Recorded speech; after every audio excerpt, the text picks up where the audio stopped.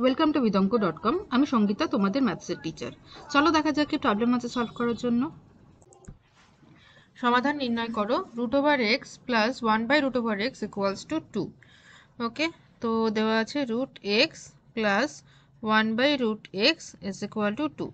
তাহলে √x যদি আমরা লসাগু নেই তাহলে আসবে এটা x প্লাস 1। ওকে, √x আর √x গুণ করলে হবে x plus 1 is equal to 2।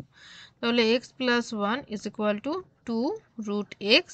তাহলে বোথ সাইডে স্কোয়ার করে দাও। x প্লাস 1 এর whole square is equal to 2 √x এর হোল স্কোয়ার। ওকে, তাহলে এটা স্কোয়ার করলে আসবে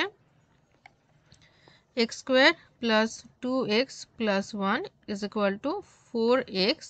so x square plus 2x minus 4x plus 1 equals to 0. So x square minus 2x plus 1 is equal to 0.